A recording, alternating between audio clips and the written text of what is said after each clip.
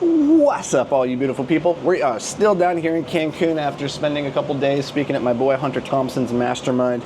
Fantastic time, but there's a couple of lessons, a couple of things that kept coming up throughout the workshops that I want to share with you guys that I think can bring you an immense amount of value without having to spend literally tens of thousands of dollars to get inside of a mastermind group like this. Like, there was some really high-level people here, and it's been an honor to be able to speak and present and to share the things that we've learned over the years. So hopefully this can bring you a little bit of value as well, for a fraction of the cost and a fraction of the time. Okay, so this one is interesting. I did a breakout session that was only supposed to go 40 minutes. And so many people came to it, and so many people were asking fantastic, engaged questions that we ended up going for 2.5 hours. That's a lot longer than I intended. And this was on the topic of storytelling, specifically how to tell your origin story as a business, as an entrepreneur. And there were some fantastic conversations that came as a result of this. I think storytelling is the most powerful skill that you as an entrepreneur can have, because at the end of the day, given two similar products, identical products, the customer is going to choose the one that has a story they identify with the most closely. That's going to be the decision-making factor there. So the better we can tell our story in a compelling way, the more likely we are to grow and influence and impact more lives. So one of the gentlemen in the group, he tells his story. We go around and I'm giving people feedback. Hey, tell me the first 30 seconds of your story and give some feedback. And he took the feedback and he ran with it. I love this. He went back to his room that night and he said he spent 3 hours rewriting his origin story, because going on podcast tours is a primary lead generation vehicle for them. They use podcasts and telling the story on those as a means for getting more business. So it's very important to him. And the fact that he was able to go and that night spend 3 hours on it and then come back with a wholly new story was really cool. So he comes to me after my second breakout session where we were talking about LinkedIn and sales and different other things, not around storytelling, and he said, hey, I got my story reworked. Is it cool if I share it with you? And I said, yeah, let's do it after lunch. To come tell me your story. So he comes and he's all ready. He's all psyched. He's like, okay, here's my story. He pulls open his laptop. He pulls open this big Word document and he starts reading from the Word document. And I said, whoa, stop right there. I go, okay, so you haven't memorized your story yet. You haven't practiced telling it enough that it's second nature. Like, that wasn't part of the 3 hours you spent last night. You just wrote it. You haven't rehearsed it, right? And he goes, no, I haven't. I didn't do that. And I said, okay, well, part of the problem here is that it's not just the words that are said, it's how you say them. That often is what makes for a compelling story. It's in the delivery. And I'm not going to give you feedback right now on this Word document, because those are just words on a page.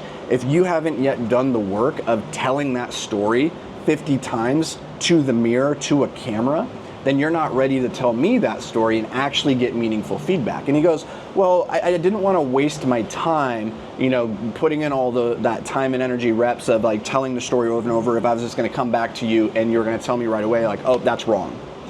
And this illuminated a limiting belief or mindset that I see holding back a lot of entrepreneurs, which is that I don't want to waste time doing something that might end up in hindsight having to throw away all the work. And what I tell people, and I told this gentleman, I looked at him, I'm like, listen, I'm not going to review this right now, because you're telling me that your time is more valuable than my time, is what you've told me. You said, I don't want to waste time getting this dialed in and making it what I believe to be great. If you're just going to tell me that it's not good, I'm going to have to go back and rework it. So what you're saying is, hey, you sit through this thing, which is a vomited first draft, effectively. Take a look at it, give me feedback on it so that I can save time and then I can go do the thing. So you're saying that you would rather waste my time on an unformed story than waste your time getting this story dialed in and practicing rehearsing it, so that when you first tell it to me, it is as good as you can make it. And now we're taking the good thing that you've made and make it great. Instead of giving me a turd and asking me to polish it, like, do you see the disconnect here?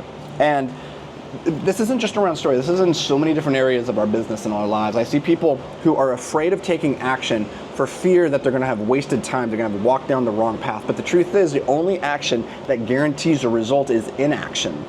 And the more powerful truth here is that the work works on you more than you work on it. And so the true value of doing the first draft and then doing those iterations and doing those reps is, in doing that, you become better.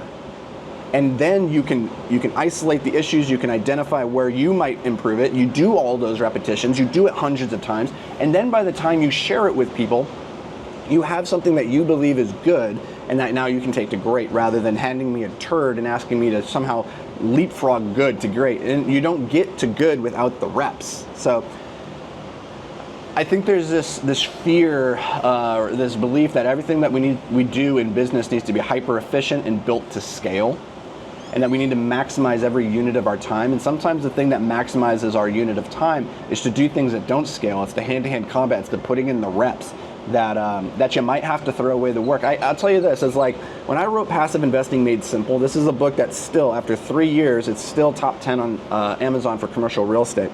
When I wrote that book, I wrote 3 completely different versions of it, threw away each version before any other human ever saw it. I wrote draft 1, I wrote it, I went in, I edited it, and then in the editing process, I realized it wasn't good enough, so I scrapped it, started over, got to the editing process again. I actually got to the second pass of editing, so I'd gone through it twice, and I said, okay, this still isn't good enough, I can do it better. I threw it out, and it was on the third go round that I finally had a first draft that was worth molding. And from that molding, we eventually got to the place where I was ready to share it with my beta readers and my editors. But it was only after I had thrown away tons of work that nobody would ever see that it was ready for somebody else to give me feedback on it. And I want to encourage you to rethink how much work you're willing to put in and how much work you're willing to throw away, how much work you're willing to waste in pursuit of doing something great. Because a lot of times that's the difference between great and meh.